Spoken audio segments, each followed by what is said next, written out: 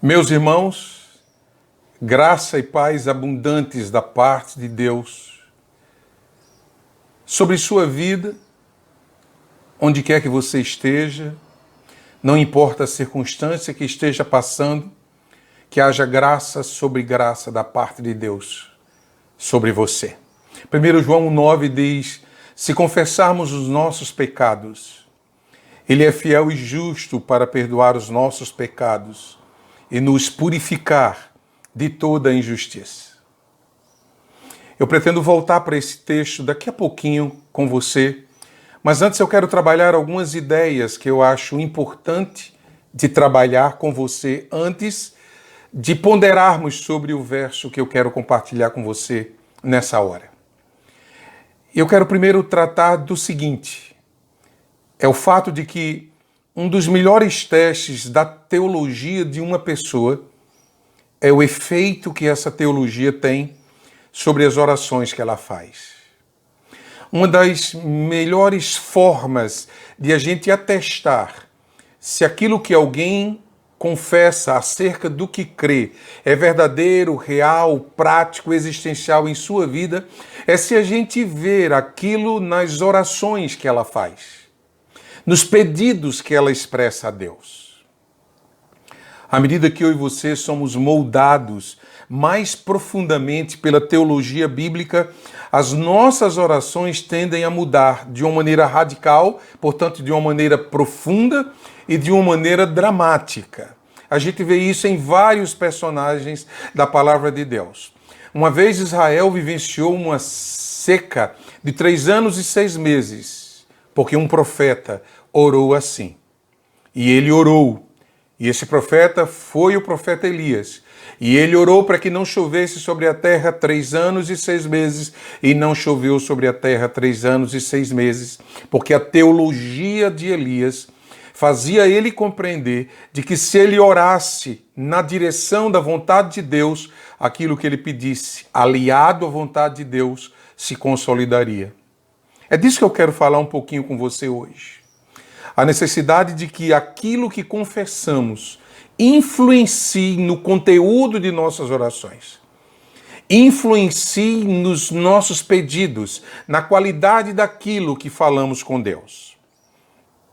A tenda do encontro, que é aquela experiência que vemos Moisés vivenciando em Êxodo 33, os cursos bíblicos que já fizemos, os sermões que já ouvimos, os livros cristãos que já lemos, tudo isso são meios que contribuem na construção de uma teologia bíblica que nos faça orar conforme a Bíblia nos ensina.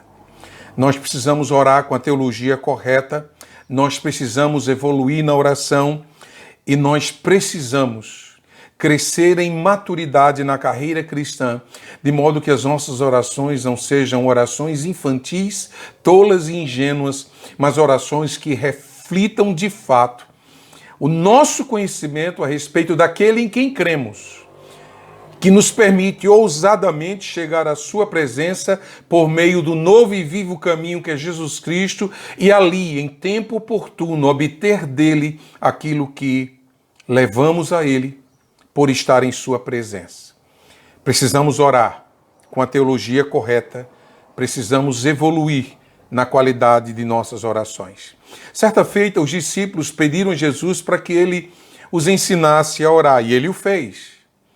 Aliás, o ministério de Jesus, vale a pena eu dizer para você, ou relembrar, foi um ministério caracterizado por 3 coisas: a pregação, a cura e o ensino. Portanto, Jesus era um expertise na área de ensino. Tanto que a opinião pública de sua época, especialmente aqueles mais próximos e até os seus críticos, quando o viam ensinar, afirmavam a respeito da prática de ensino dele: ele ensina como quem tem autoridade. Então os discípulos chegam para Jesus e pedem a Jesus o que eu vou ler para você, que está em Mateus 6, 7 e Lucas 11, 1 e 2. E o texto que eu vou ler é o de Lucas 11, 1 e 2. Olha o que os discípulos pedem a Jesus. Certo dia, Jesus estava orando em determinado lugar. Tendo terminado, um dos seus discípulos lhe disse: Senhor, ensina-nos a orar, como João ensinou aos discípulos dele. Jesus então lhes disse: quando vocês orarem, digam: Pai, santificado seja o teu nome, venha o teu reino. Algumas rápidas considerações que eu quero compartilhar com você antes de irmos para o texto que eu iniciei a palavra dessa hora. O texto diz assim, em Lucas capítulo 11, certo dia Jesus estava orando em certo lugar. Deixa eu lhe lembrar algumas coisas sobre a prática de oração de Jesus que possa produzir em você e em mim motivação para continuarmos orando. Primeiro, Jesus tinha o hábito de orar. Certo dia, Jesus estava orando em certo lugar. Ele cultivava essa prática diariamente. Isso fazia parte da rotina espiritual, da rotina devocional. Isso fazia parte da rotina piedosa de Jesus.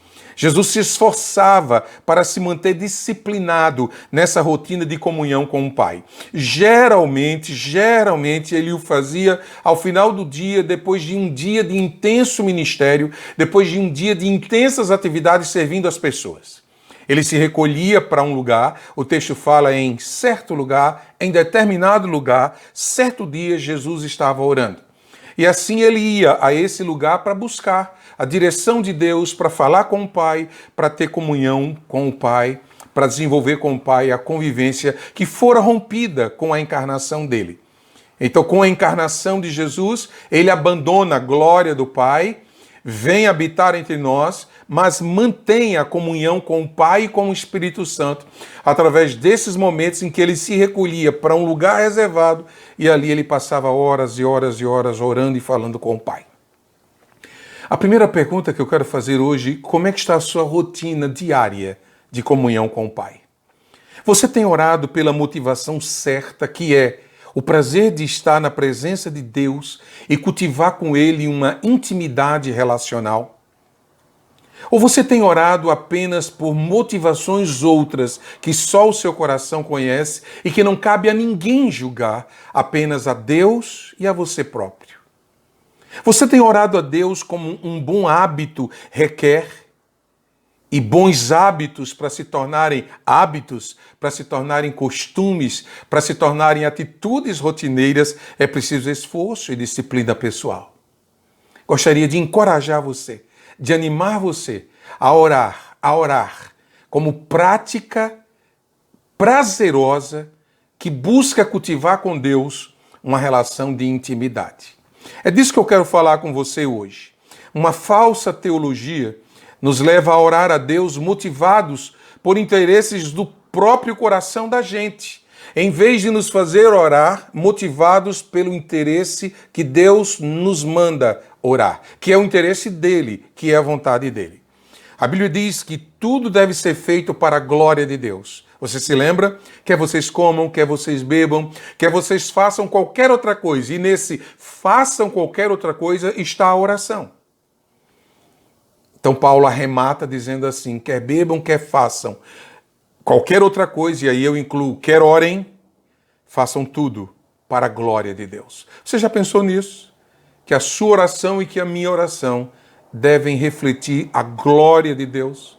Devem ser para a glória de Deus. E quando você começa a me entender sobre o que eu quero falar com você hoje, da necessidade de que nossas orações reflitam a glória de Deus, é claro que eu e você mergulhamos numa sondagem em nossos próprios corações para ver se aquilo que temos pedido, se aquilo que temos buscado da parte de Deus tem sido para a glória dele ou se tem sido para atender a um pedido particular meu, a um pedido íntimo meu que não visa a glória de Deus. O que Jesus queria ensinar aos seus discípulos sobre o significado de começar a oração com Pai, santificado seja o teu nome, e terminá-la com em o nome de Jesus? Significa que a glória do nome de Deus deve ser o alvo e o fundamento de tudo que eu e você orarmos. Vou dizer de novo. Senhor, ensina-nos a orar. Aí Jesus disse, quando vocês orarem, orem assim, Pai, santificado seja o teu nome, venha a nós o teu reino. Santificado seja o teu nome, era uma expressão que Jesus queria que os seus discípulos assimilassem quando fossem orar. Ele estava querendo ensinar a eles que a glória do nome de Deus deve ser o alvo e o fundamento de toda a oração que eles fizessem. Eu quero dizer a você, e digo a mim mesmo, que a minha oração e a sua oração deve ter por alvo, deve ter por base, deve ter por fundamento, deve ter por alicerce a glória de Deus. Tudo que eu e você orarmos, que seja para a glória de Deus. Você se lembra dos pedidos que você tem feito a Deus? Honestamente, cada um deles tem por alvo e fundamento a glória do nome de Deus? Caso sim, você está no caminho da boa teologia bíblica. Mas se você percebe que suas orações têm outras motivações, eu quero lhe animar, dizendo que você pode corrigir a rota e seguir agora o caminho certo, orar visando a glória de Deus. E agora sim, eu vou aplicar essas ideias ao texto que eu li do início da nossa palavra. 1 João 9 diz, se confessarmos os nossos pecados, Ele, Deus, é fiel e justo para perdoar os nossos pecados e nos purificar de toda injustiça.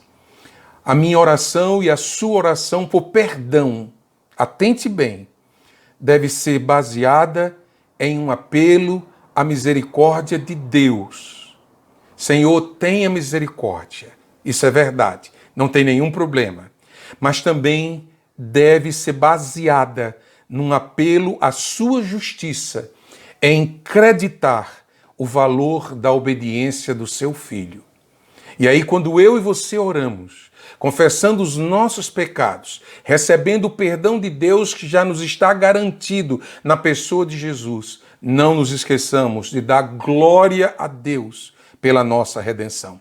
Quando oramos pedindo perdão pelos nossos pecados, com essa compreensão de tributar honra e glória ao nosso Jesus Redentor pela nossa redenção, sabe o que estamos declarando? Santificado seja o teu nome.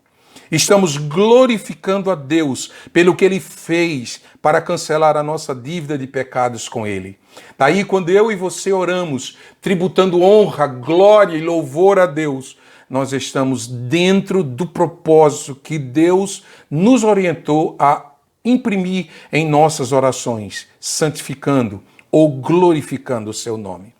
O fundamento do perdão dos pecados na Bíblia é revelado na pessoa de um Deus misericordioso que condena sempre outros no lugar daquele que merecia ser condenado.